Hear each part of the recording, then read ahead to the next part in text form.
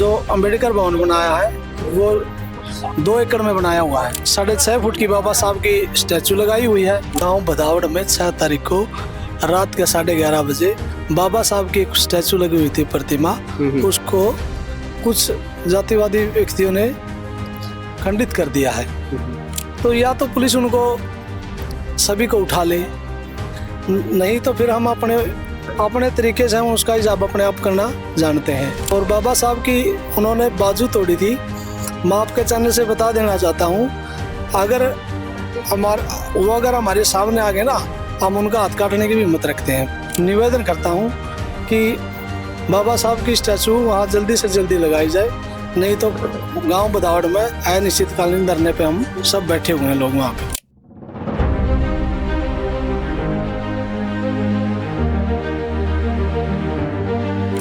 देखिए, हमारे गांव भदावड़ में जो डॉक्टर भीमराव अंबेडकर युवा सेवा समिति बनी हुई है, मैं उसका करीबन 8-10 साल से प्रधान मैं ही हूँ। और मैं हर बार सर्व समिति से ही बनाया जाता हूँ। और हमने अपने गांव में जो अंबेडकर भवन बनाया है वो 2 एकड़ में बनाया हुआ है। उसके अंदर हमने 6.5 फुट की बाबा साहब की स्टैचू लगाई हुई है और एक मान्यवर साहब कांशीराम के नाम से एक लाइब्रेरी भी चलाई हुई है। वो फ्री ऑफ कॉस्ट है। उसमें हम किसी तरह का कोई पैसा नहीं लेते। और जो वहाँ पे किताबें लगती हैं वो भी हम खुद ही ला करके देते हैं। हाँ, और जो बच्चे पढ़ेंगे वहाँ पर उनके लिए जैसे चाय है या और कोई व्यवस्था, वो हम अपने ही तरीके से हम, जैसे चाय पानी या बच्चा जैसे कि वॉशरूम की भी व्यवस्था है, बहुत अच्छा है। हाँ, वॉशरूम की भी व्यवस्था है, सारी चीजें की फैसिलिटी हम खुद ही देते हैं। अच्छा, 2 एकड़ में आपने अंबेडकर भवन बनाया है, तो बहुत अच्छी बात है कि हर गांव के अंदर अगर लाइब्रेरी हमारे बच्चों के लिए हो, फ्री में हो, तो शायद हमारे बच्चे उस मुकाम को हासिल कर लें। क्योंकि बाबा साहब तक तो हम नहीं पहुंच सकते, वो एक सूरज है, वो ज्ञान का सरोवर है। उस सरोवर के अंदर तो हम जितनी गहराई में जाएंगे उतना हमें ज्ञान मिलेगा। ठीक है, अगर हम किनारे बैठ के भी बाबा साहब के चरणों की धूल लेकर भी हमें। अच्छा, अभी फिलहाल आप क्या कर रहे हैं? देखिए, मैं बैंक में जॉब करता हूँ। अच्छा, हाँ। और इसके अलावा राजनीतिक का कुछ आपका पैटर्न? देखिए, राजनीतिक अपना कोई खास वो नहीं है, लेकिन अपने गांव में क्या था कि एक बार लोगों ने बोला कि अगर कोई ऐसी समाज का इलेक्शन लड़ता है तो हम उसको कार्रवाई करेंगे उसके ऊपर, मतलब उसको लड़ने नहीं देंगे। अच्छा, चैलेंज किया? हाँ, चैलेंज किया। अच्छा, तब हमारी सभा को विचार आया कि भाई ये इलेक्शन तो हम लड़ना ही है। तो फिर किसी ने हाँ नहीं भरी। तो फिर मैं प्रधान था। अच्छा। तो मैंने सोचा भाई क्यों ना ये। सर, आप दूर क्यों बैठ रहे हो? नहीं, कोई नहीं। आप हिलते हिलते ना बड़ी दूर जा लिए। अच्छा। मेरा हाथ यूं आ गया। हाँ हाँ, हिलो मत। अच्छा, तो मैंने सोचा कि मैं क्यों ना इलेक्शन। बिल्कुल बिल्कुल, क्योंकि देखिए हमारे तो खून में है टक्कर लेना। क्योंकि जैसे बाबा साहब अकेले होके भी इनसे नहीं डरे थे, और आज तो हमारे पास संसाधन है, बहुत सारी सुविधाएं हैं, तो हम क्यों डरे? देखिए, हमने इलेक्शन भी लड़ा और वो बाद में बोले कि वोट मांगने आएगा तो हम देख लेंगे। मतलब मेरे सामने तो नहीं की, लेकिन सुनने में आया। फिर मैंने ये भी काम करके दिखाया है कि मैं उनकी वोट भी मांग, गलियों में घर में गया। हाँ, उनकी चारपाई पे बैठ के वोट मांगे, ऐसी कोई बात नहीं। मतलब डरना तो अपने खून में है नहीं। हाँ, तो बहुत अच्छी बात है कि 2 एकड़ में भवन बनाना, उन लोगों के खिलाफ इलेक्शन लड़ना जो चैलेंज कर रहे हैं कि ऐसे समाज को इलेक्शन नहीं लड़ने देंगे, लेकिन आज के समय में भी ऐसा हो रहा है। तो और क्या कहें, किस तरीके से आप लोगों को समझाएं कि समझो।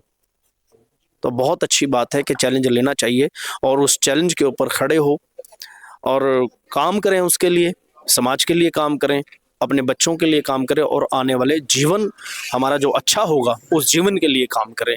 अभी आपके चैनल के माध्यम से बताना चाहूंगा कि गांव भदावड़ में 6 तारीख को रात के 11:30 बजे बाबा साहब की एक स्टैचू लगी हुई थी, प्रतिमा। उसको कुछ जातिवादी व्यक्तियों ने खंडित कर दिया है। ठीक है, और उनमें से 2 को तो मतलब पुलिस ने उठा लिया है और बाकी रह गए हैं जो भी है।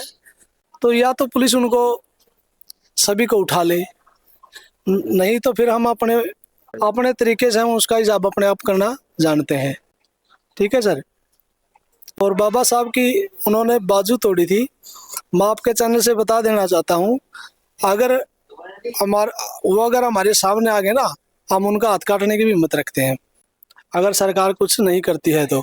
और मैं सरकार से निवेदन करता हूँ कि बाबा साहब की स्टैचू वहाँ जल्दी से जल्दी लगाई जाए, नहीं तो गांव बदावड़ में अनिश्चितकालीन धरने पे हम सब बैठे हुए हैं लोग वहाँ पे।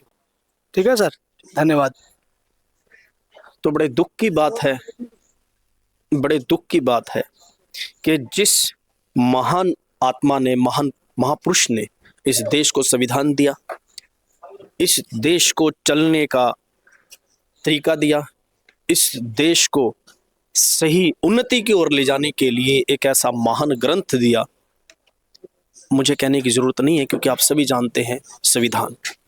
आज उस संविधान रचयिता की प्रतिमाओं के साथ, चाहे अभी वो अमृतसर में हुआ और अभी ये भाई साहब ने बताया कि हरियाणा में गांव में जो हुआ है भी वो भदौड़ गांव के अंदर, तो ये बड़ी शर्मनाक घटना है उन लोगों के लिए भी कि आप लोग क्या समझते हैं कि प्रतिमा तोड़कर हम बाबा साहब को ख़त्म कर देंगे। विचार कभी नहीं मरते, प्रतिमाएं तो और लग जाएंगी, लेकिन आपकी घिनौनी हरकत से जो लोग कभी नहीं जागे थे वो भी जाग चुके हैं। आप अपने खिलाफ उन लोगों को खड़ा कर रहे हैं जो कभी खड़े होने की हिम्मत नहीं रखते थे। आज बाबा साहब विश्व में माने जाते हैं, जिनको सिंबल ऑफ नॉलेज का नाम दिया गया, आप उनकी प्रतिमा तोड़कर अपने आप को छोटा साबित कर रहे हो। उनकी प्रतिमा तोड़ने से उनको कोई फर्क नहीं पड़ता। तो हम भी ये कहना चाहेंगे कि आप सुधर जाओ तो अच्छा होगा, नहीं तो समय कुछ और आएगा जैसे भाई साहब ने कहा। और सरकार से भी हमारी अपील रहेगी कि उस गांव में बाबा साहब की प्रतिमा को दोबारा पुनः स्थापित किया जाए।